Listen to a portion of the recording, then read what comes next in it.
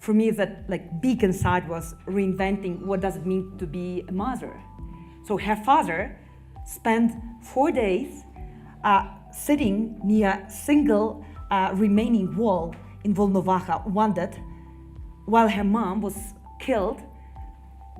You need sometimes to like take arms and go and fight for your values. And we will not allow one person to decide whether a nation should exist or not.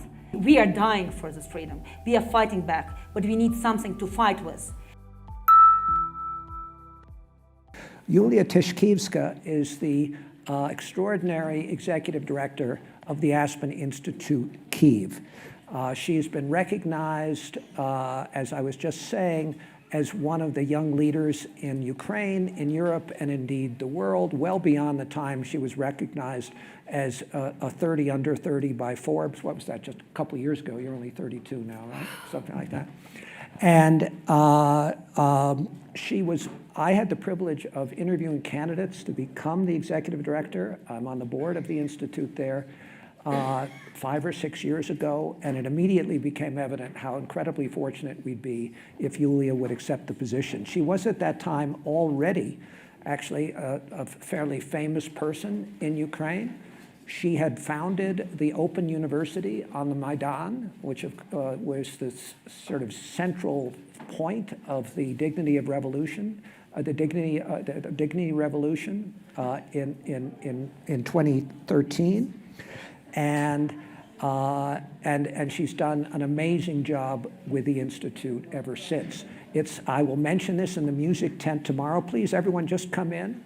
I will mention this in the music tent tomorrow. It's because of Yuliya and the strength and significance of the Aspen Institute Kyiv alumni team in Ukraine and their influence in the country and their leadership, that tomorrow in the music tent, you're all going to be able to watch an extraordinary interview done just for the Aspen Ideas Festival with President Zelensky. And it's just an indication of the reach and influence of Yuliya and her associates. Also, the Deputy Minister of European Integration, mayors of major cities like Lviv and Mariupol, the city that is now basically obliterated from the face of the earth after the Russian aggression. We're not, as we said in our program, going to talk today about geopolitics or whether economic sanctions work, but I thought it would be a rare opportunity for our audience here in Aspen, and also the audience will be able to watch and listen to this thereafter, to get a sense of some of the human dimensions of the tragedy that is unfolding in Ukraine. And as we all think about it, I think it's not overstating it to say that we are seeing a stark contrast between, frankly, good and evil of a kind that we've rarely seen in our lifetimes.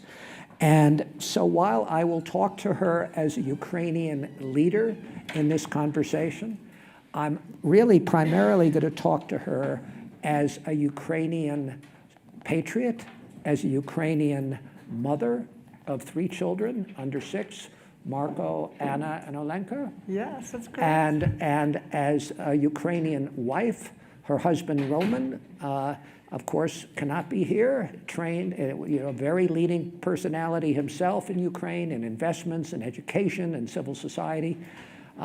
He is now a soldier, now in the armed services, like so many men in Ukraine. So what we're going to do is have an opportunity for Yuliya just to talk about a number of things, and then we'll turn to questions from all of you as well.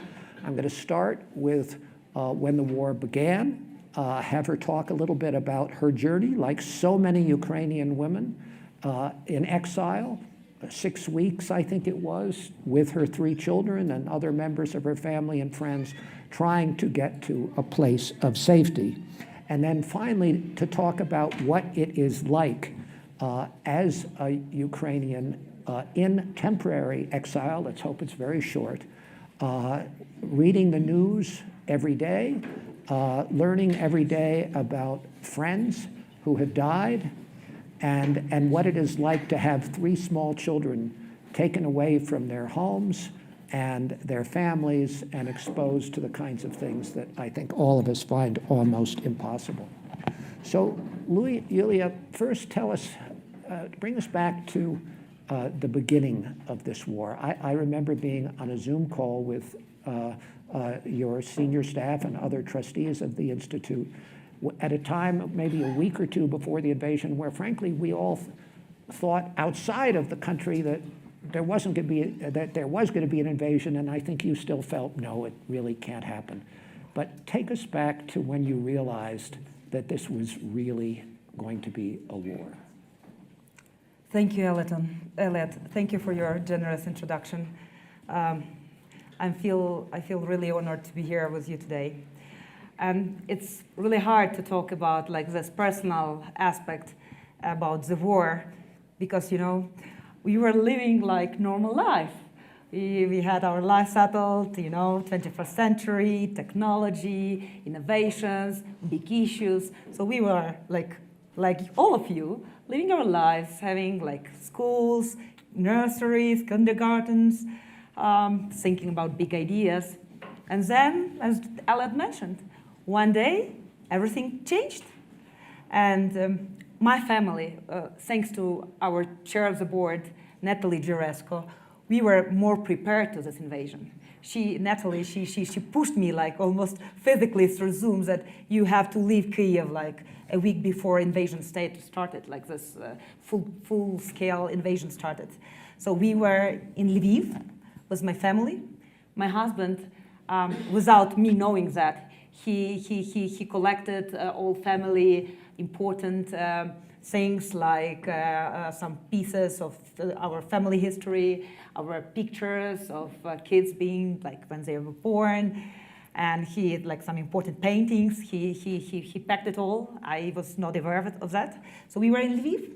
Lviv is the city, as most of you know. We all know Ukrainian maps now, on the western side of the country, close to the Polish border, where people thought they could be safe. Yeah, we thought we could be safe there. So we heard this air raid sirens, which is a very unpleasant voice, like sound. And we came out to the main square of this Lviv city, and I really felt like I'm in a Second World War movie. Just no people around. Sirens are so loud. My kids started to cry. And my middle Anna, she's 4 years old. She was so stressed. She started crying. Like, I don't want the Russians to kill us. I don't want to be dead. And I don't know how she knew that. Why these things came out to her mind. And my older boy, he started to pray. He's like, Anna, stop crying. Let's pray together. And I just saw them, and I was like, I can't cry. I need to mobilize because I'm a mom first now. So that's how we went to our car, and we left the city to my parents' house. And after a few days, we just realized that we need to flee Ukraine to make sure kids are safe. Because this Anna, she felt very stressed. Going to shelters when we hear sirens, it's hard to share with you this stress and horror you feel. You don't know what will happen tomorrow. And even though we were kind of prepared, nobody could imagine they will start bombing capital, all the cities around, just not military infrastructure, but regular residential buildings. So that's how our story started. And I managed my expectations badly. We struggled for the 6 weeks in a row, driving my kids through many countries. We escaped through Moldova, then Romania, then Hungary, Slovenia, Vienna, Austria.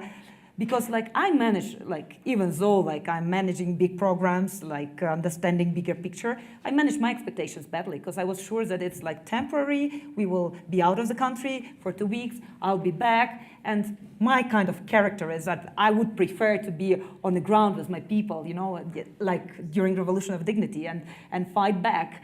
But as I mentioned to Eliot before, for me, that big inside was reinventing what does it mean to be a mother. Because you cannot be in Kyiv and fight with try to learn how to shoot and fight back when you're a mother of 3 especially. And it took time to accept that I need to take care of them first and then all other things. So I think that's how it started. And as you were traveling country to country, trying to find a place for your children and a school and a place to live and how do you pay the rent and all of that, you were constantly in touch through secure communications and others, not just with your husband, but with colleagues. We should mention that the other women who work for Aspen Institute Kyiv, I think at one point at least all were able to leave the country, maybe one or more are back now, but even during your peripatetic exile, you were interrupted by horror. Yeah. Again and again. And I remember when you first told me about the situation of your young colleague, whom I know, Natalia. Can you just tell us about that? Yes. I'll try not to be emotional, but yeah, when we were staying with kids in a car in this like 8-10 hours lines in the border, so like I was working all the time. Because of the community we have, Aspen community in Ukraine, we have Minister of Defense, our alumni, Vice Prime Minister of European Integration, top entrepreneurs, civil society activists. So just connecting the dots and responding to the challenges was like full-time job. So we were working like first month and a half, like really 24/7. We were not able to sleep. We were working on this adrenaline. It was good because we had no time to reflect, to be depressed, somehow like demobilized. And like when we were standing on the line, my colleague Natalie, she called me, and she started like calmly, but then she started to cry like, Yuliya, I know you know everyone in this country. I need your help. I need your help. I need to go back to my home city of Volnovakha because my mom was killed there. I need to bury her. And she started crying, and I was not taught how to react to this like kind of requests like in my life. And of course I understand that it's impossible because the city is occupied. And then like in next 3 days, the city was demolished fully. Like 93% of the city is like doesn't exist. After Russians were not able to win the city on the nerves, they just bombed it, destroyed it completely. So her father spent 4 days sitting near a single remaining wall in Volnovakha, wounded, while her mom was killed. I will not tell you details how. And yeah, that's a challenge. That's a task you need to handle. And like I was crying, I was driving, and I was calling other people. Like, is there like still understanding mentally that like you cannot be there? Like it's occupied. You cannot open the window, whatever you call it. And the key task is to evacuate the father and save the father, at least. So that kind of things, it's really it's so painful because it's civilians who struggle a lot, and we managed after like 5 or 6 days of trial to evacuate the father. He was he had a surgery in Dnipro city, and then we evacuated them to Germany, where he had a treatment. But you can imagine, like she driving him for I don't know 25 hours, and her father was repeatedly tell her the story how her mom was killed because of the stress and this PTSD like effect he got. So, and that's just the only story, like of many. Well, I you know, and we can't tell too many of them, but I saw Yuliya at where she is now in safe temporary exile, and while we were talking, she looked down at her phone and showed me a picture of a very close friend, a Ukrainian friend, not wearing a traditional shirt like this, but in camouflage, like many other men. You know, they can't wear the traditional dress. Yuliya gave me this shirt at their Ideas Festival in Odessa, and may we be back in Odessa soon. But she looked down and looked up at me and said, he was killed today. And so these kinds of things, they happen. And then many of you probably saw the article in the New York Times the other day about a young man in Lviv who died, and an incredibly poignant story about the mother singing a lullaby at his funeral. And Yeah. a friend. Yeah, that's a friend. Actually, this Artemy, he was staying with us in our, like my parents' summer house in Crimea, Now part of... occupied in 2014. And this prominent guy, Artem, he was in US when the war started. And it was not an option to him to remain safely here, and like he was like entrepreneurial, like very, very bright guy. And he came back and he joined an army immediately. And he was killed in Donbass. And you know, it's just impossible to see these pictures. When you have 27 years old and her mom like singing lullaby in a funeral, and you know that these guys are like well educated. They travel the world. They read like a lot of books. We are all of us reading. He read like Antigone one day because I discussed with him like in one occasion like the whole drama of that. And he's not alive anymore. And it's just one story. But we have like the stories every day. We have like prominent photographer, Mark Levin, who was just killed and tortured, a journalist, in Bucha, because he is a journalist. And he was like capturing what was going on there. And like my husband, he founded Ukrainian Leadership Academy, a gap year educational program for young students after high school to have a gap year to better like learn about themselves, to discover the country, discover like European Union. They regularly were going to Israel to learn about their innovations culture. So 4 his students were killed, 24 years old, just because they stood up, they joined military, because like we at Aspen, we know that like more than anyone else, that values is about actions. And it's hard to accept, even for me after 4 months of war, that you need sometimes to like take arms and go and fight for your values. It's not declarations.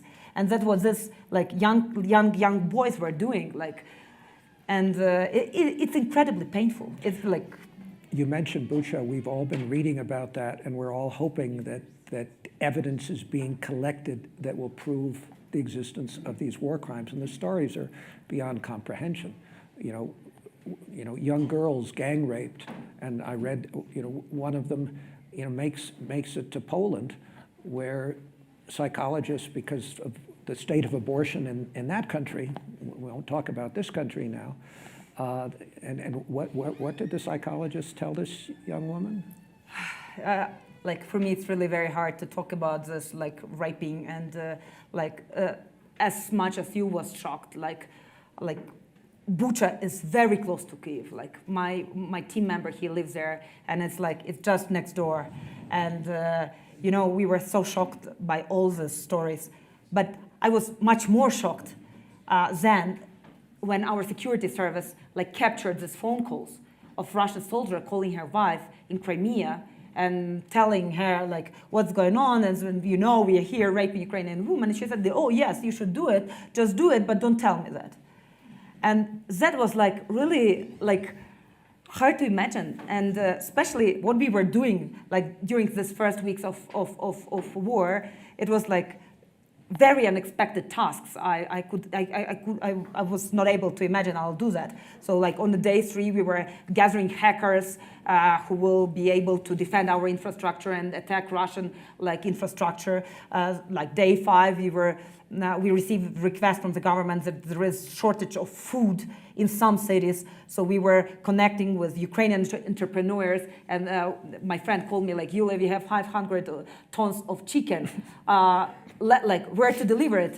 And I called another person in the government and said so I have a lot of tons of chicken, what should I do with that? And I feel okay, I need to solve this logistic question with this chicken. Then another trustee called me Yuliya, I have a few veterans of French Legion who would like to go and fight in Ukraine. I said, okay, why not? Let's think how we legally could construct the system. Challenging task. But why I'm mentioning that, one of the key priority which we were doing was some media-connected Aspen alumni in Ukraine. So during the first 2-3 weeks of war, we were trying to do media campaigns to reach out to Russians. So we engaged singers, celebrities, bloggers, Instagram, millions of followers, who are like well known in Ukraine and Russia, because our Ukrainian identity is quite inclusive. Like what we see, like we have very diverse population in Ukraine, different religions, different languages, different like political views, so like normal democracy. So we were trying to use these influencers to reach out to like regular Russians and let them know what's going on. Like guys, like it's against human like values, like normal, like whatever values, and like show them what's the cruel war is it. And after 2 weeks of hard attempts, like doing different kind of things, approaching, addressing, showing pictures, trying to like it led to nothing. Our idea was if we have like a few millions of Russians protesting against war in a main square of Moscow, that will definitely make some difference. But it led to nothing. And this like conclusion, it was so like frustrating. And then having the story of this raping, and when a wife, because these two guys, the soldier and his woman, they are identified. We know who are them. We know where they live. That's what our journalist made. And even like this soldier is taking drugs, whatever, but what's wrong with this lady who's a mom of 2? What's wrong with the culture? Like, and that's very hard to accept.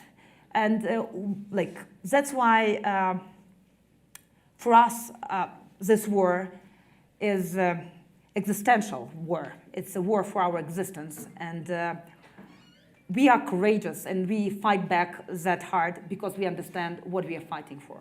You mentioned a trustee, and all of the trustees, whether in the country or out, have been doing their own to support the effort. Tell us about Andrei. Oh yeah. Andrei and his house. Yes. Yes, I like the story a lot because I have one trustee who is actually owner of the biggest port in Ukraine, who you understand has a lot of troubles now. And yeah, you see this, that Ukrainian designer made this, how you call it? From what grain Scales. Scales. Yeah. So he owns a house which is in near the Kyiv. Beautiful house, great location. And one day he found out through video, like he was in Switzerland. System. Yes, a security system, that a Russian military base happened to be in his own house, which he owns near Kyiv.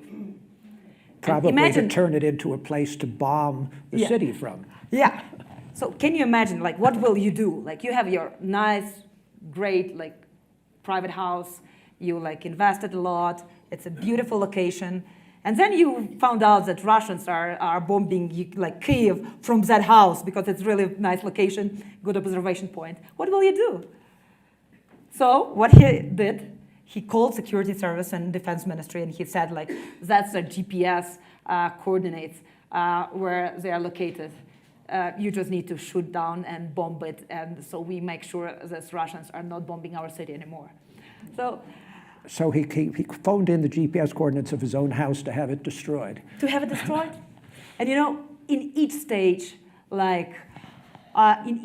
every person feels like that he or she is contributing everything he or she can to win this war, to defend our land, to defend our freedom.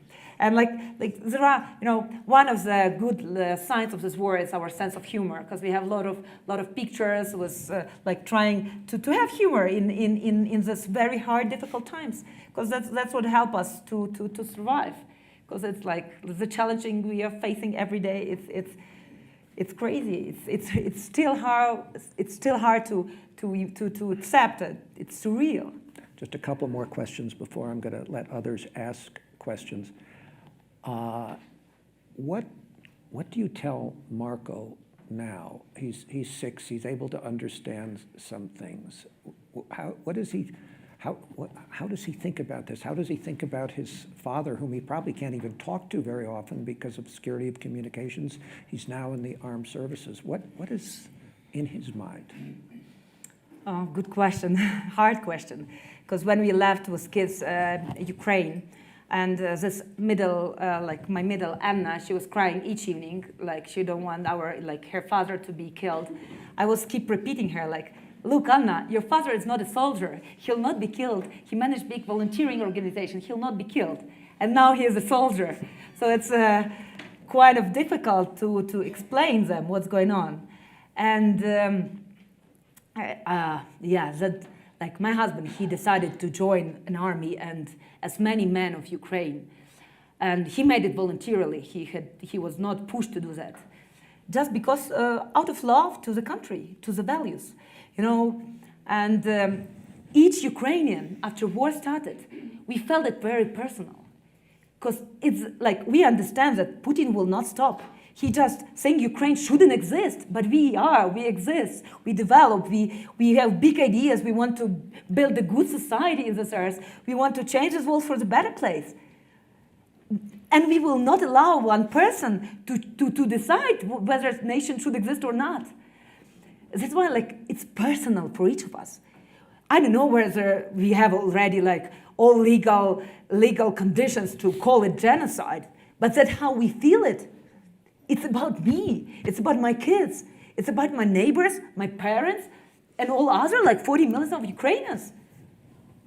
And I think, like, some friends, like international, oh, how you allowed your husband to go and fight? Like, you have 3 small kids, like, and it's a war. You never know what will happen. And, like, for me, it's not an issue. It's hard, especially when I saw him for a few hours before he joined in Davos.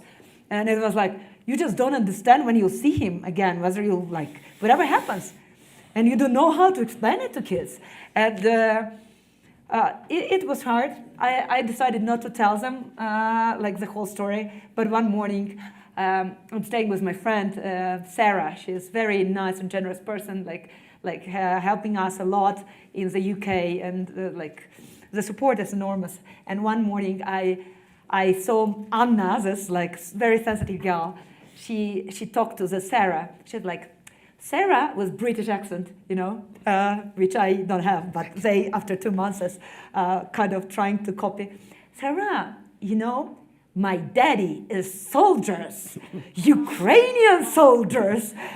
And she was not crying anymore. She was so proud of him. And for me, like, I cried a bit because, like, we cannot imagine, like, that in 21st century, we need to learn everything about arms. I need to be here and ask you to call your representatives and ask them for more weapons for Ukraine, because sometimes you just need to fight evil. You just need, like, help good prevail by taking guns. And you know, we were raised on Western philosophy. We live life for peace. And now we need to fight for this peace. And that's one story which really touched me yesterday, because, like, a big, like, happy moment. I spoke to my husband yesterday for 15 minutes, and I shared the story with Ambassador Taylor this morning. Like, and he shared that his comrades delegated him yesterday to go. I don't know where he's located, but he is somewhere on the east, to go to the shop and to grocery and buy some things. So, of course, he was, like, in all uniform, ammunition, with arms, with a driver who took him to the shop, and he was staying in the line, and he heard, like, somebody, like, put his hand on his shoulder, and he, like, turned around, and he saw a big, like, massive man, and he said, like, and he took his hand, and he gave to him, and something, like, was in the hand, and he see it's, like, 200 Ukrainian hryvnias, which is, like, $10 or less, and he said, like, you should take it, this guy, to my husband, you should take it and buy something for you and your comrades. And he said, like, oh, I have no need, like, thank you so much, it's so kind of you. And he said, like, I'm a minor. I have a very big pension. You should buy something. It's like, no, really. And you see, like, this, and he started crying. This massive guy. And minors in Ukraine have very bad pension. And this $10 for him is like, it's a big money for him. And he just felt that he wanted to contribute. And my husband, he said, like, I had tears in my eyes. And that's the whole spirit, that's the whole resilience. Because we understand that's the war of existence. And because we know why we are fighting for, we fight for values, we prove it by actions, that values are not declarations, are our actions, that's why we will win. with your support, of course. That's another question. It's so important. So one last question before any from the audience to maybe move from a different kind of emotion from sadness to maybe just fury. What is your reaction of you and your colleagues when Mr. Putin says Ukraine is not a real country and is just a bunch of Nazis? That's a good case of propaganda, and like as one historian, Hrytsak, our board member, he also mentioned like the biggest big victim of war is truth, historical truth, and it's so important to like one of the things each of us can do is just to learn more about like Ukraine, to read Tim Snyder, like Anne Applebaum, who are writing a lot about Ukrainian Ukrainian history, which is like a long history. And yes, I mentioned, he just like saying we shouldn't exist. He is saying that the like Soviet Union should be like built again, and like one insane man shouldn't like influence the world order. And that's why we feel and we are so grateful to Western democracies who express enormous solidarity, because we feel we are part of this democratic values, and we will fight back for that. And like for us, like this first 2-3 weeks of media campaigning, reaching for Russians to stand up, it was also like frustrating because we were thinking it's about one person, and like some people asked me, oh, if Putin like dies, what will happen? Will it help? Like, not really. Maybe that's a brainwashed country, maybe it's a propaganda, of course, but now it's not the time to think about like why they are where they are. Now we just need to fight back, we need to defend our country, we need to revitalize, we don't like words rebuild, because we don't want to rebuild Soviet infrastructure, we want to build new, innovative, green, sustainable infrastructure, new Ukraine, innovative Ukraine. And then maybe we will think about some good Russians or like about like how we could help them. But I think it's just not a time for that. Right. All right. I'm going to open it up to questions. And by the way, while we don't have these traditional shirts, and by the way, these are Aspen leaves on this, amazingly enough. We do have some things from Aspen Institute Kyiv for sale right outside. All the proceeds go back to the Institute and to support their efforts there. So, right here. Actually, let me start here, because Vivian, you've had a chance to talk to Yuliya before. So right here. Hi, well, thank you, first of all, so much for being here. My parents were born and raised in Ukraine, in Mogilov-Podolsky, so it's very meaningful to have you here. And as the first person to be born in New York City, which has a thriving Ukrainian population, it's been really frustrating for me to see how difficult it's been for displaced Ukrainians to get access to housing, to get access to food, legal services, integrating kids into our education system. So I was just wondering what your reflections have been on the refugee resettlement process to all those countries that have opened up their borders to Ukrainians. Should I respond now? Yeah, I felt like so blessed. Like the whole Europe was so united, and they're so helpful in all this process. Like, you know, my mom was with me for the first week or so. I had one conference I flew to speak. And then she came back to Lviv, and she started to work with refugees, internally displaced people, because she's a therapist, and she was working in these refugee camps. But like when I was letting her go back to Lviv, to Ukraine, I stuck in the Budapest railway station, and I like stuck for a few hours volunteering, helping Ukrainians to translate and help them find tickets where they would like to go, and it was terrifying seeing people with one plastic bag, and like 2 kids who came from Mykolaiv, Kherson, occupied cities like Mariupol. Those times they had nothing.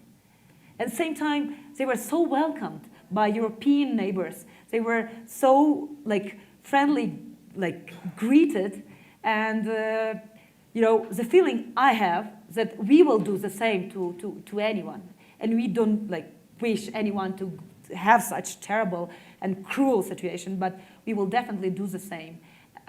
But like the whole past. We don't have time, but there are so many things which were happening like every day. But my the 6 weeks driving, we changed 13 places where we were staying because we were not able to find apartment, especially with 3 kids. But mainly because I managed my expectations badly, and I said it for 2 weeks, we can survive with kids in a hotel for 2 weeks, of course. But then you realize that how many things we are taking for granted, like washing machine. Who cares about washing machine in our times? But when you have 3 kids, hotel room, no washing machine, you need to wash, and kids, of course, are dirty after 2 hours, and you need to wash it, you need to dry it somewhere, and it's such a basic thing, and you can handle it. And my case was, I booked a hotel for 3 days. I was sure I will pay whatever money, I will find an apartment to stay. But no apartments. And then I came to the reception and I said, we need extra 3 nights. She's like, sorry, we are overbooked by Ukrainians. And you need to pack all of everything. You pack kids and you go to another place. So it was really difficult time. But also it was good for, reinventing many things. How many things in our normal life we take for granted. And we are not grateful for. And just when you lose this thing, you understand what is it. Question, gentleman in the middle, please. Do we need a microphone runner? Yeah, please, because we are recording this. I don't know how much real-time information you're getting out of Ukraine. I know you know about the bombing of the supermarket and people were killed. Yes. But coming out of the G7, it's now been announced that we're going to provide the Iron Dome, as we have at the White House, a missile defense in Kyiv. I don't know if we have pre-trained Kyiv soldiers how to use it. I don't know when it will arrive, when it will be operational. I don't know how much of Kyiv would be under, quote, the Iron Dome, the anti-missile defense. That could be a small game changer, maybe. Are you hearing anything real time and how it's affecting the mood in Kyiv and maybe the safety of some people? It may be a ways off before it gets there. I don't know. Yes, that's a good question. We hear about bombing is happening every day. Kyiv was my close friend house was a residential building was bombed 2 days ago, and for me I'm living in 2 realities. I'm in war reality all the time, and I'm in this beautiful paradise here, and it's quite, I think, bad for mental health. Was that the same building where there was a story about yes. a 7-month-old waking up and finding, although not consciously, dead father? Yes, that's the same story. I know this guy. He's a husband of our friend, and yeah. So it's happening every day. Could it people of Ukraine really rely on international support? We see this belonging, and we see the solidarity, and that's why we keep asking for more weapons. We don't want Americans go and die in our earth. We are dying for this freedom. We are fighting back, but we need something to fight with. And when we have now 1 to 30 ammunition, compared to Russians, it's really hard to fight back. That's why we need weapons. That's why we need that's why we were campaigning to close the sky, just what we were asking for. And we feel optimistic. We are full of hope, despite a lot of pessimism around the world. We are not ready, and we will not accept a long-term, forever war. We will fight back, we will win, we will prevail, but only with the help of international community. And only and this help could be first of all, weapons, military support, then sanctions, and all other things. Yes, Gordon. Looking forward, the European Union has started offering membership to Ukraine. But one of the things and one of the concerns is corruption prior to, being admitted. London Financial Times talked about this oligarch Komolsky, who was this banker and supposedly stole a lot of money out of the banks. And supposedly he had a big influence, or still has a big influence on Zelensky. Are you concerned about the oligarchs still there having an influence on the government which would inhibit the EU from admitting Ukraine? Thank you for your question. I think actually fighting off the corruption is one of the reasons why Putin invaded and why Putin is so angry. Because we made a huge progress. And what we are doing and what we are desired to do, to build institutions, which were like strong institutions. That's a base of democracy. And we've done big progress. We established like anti-corruption court. We established really powerful, because I know these people like in person. A lot of them are our alumni. Like we're National Agency of Corruption Prevention. And like even though some of these people were like close to the president's administration, they had a very tough time with president's administration because they don't care. Because we understand that we want to build Ukraine without corruption.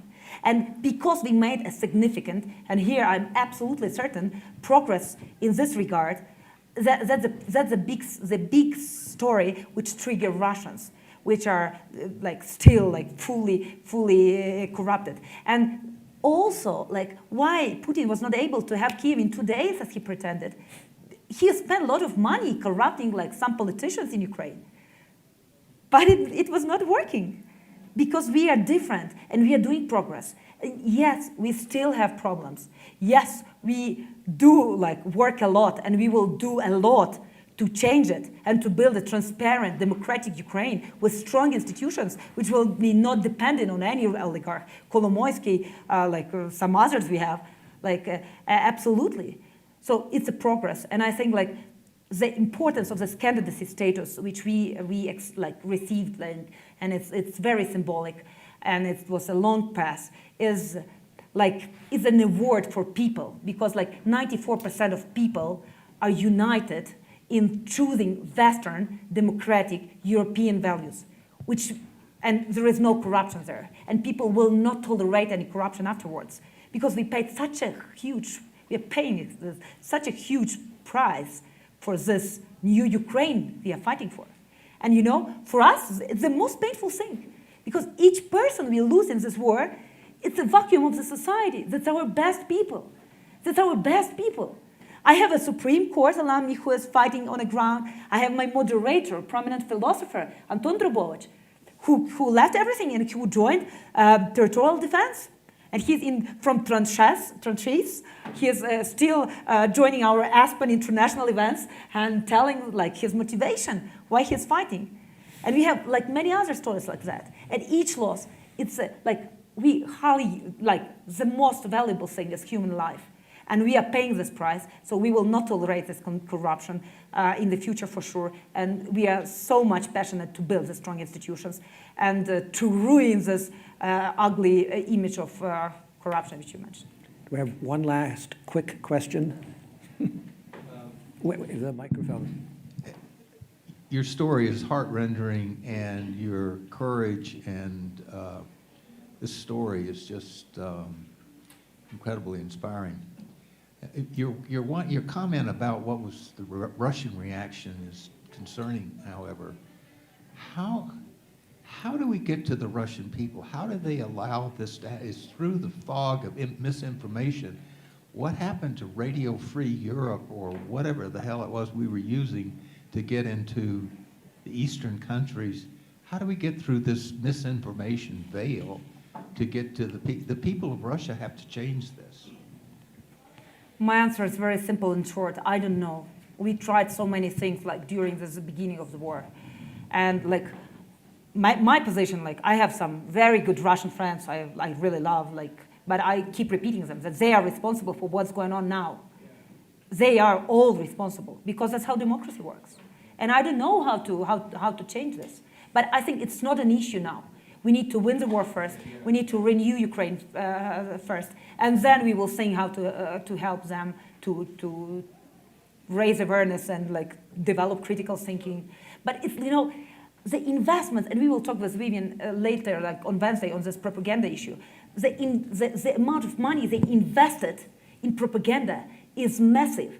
And you know, like I know this like proved cases when they were corrupting small hotels in Latin America, just letting Russia Today be on top 5-10 channels in the hotels, so they can just keep repeating these propaganda channels. And then we have an event with Aspen Mexico, our nice fellows, our partners, and somebody is asking, it's a leadership community asking us, Yuliya, whether it's true that Azov was doing a genocide in Donbass for 8 years. I said, breathe in, breathe out, and then you talk that's how propaganda is working.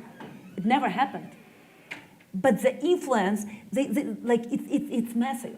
And that's why we need to unite all together to fight this back. Because it's not just about Ukraine. It's not about even Europe. It's about freedom of this world, values of this world.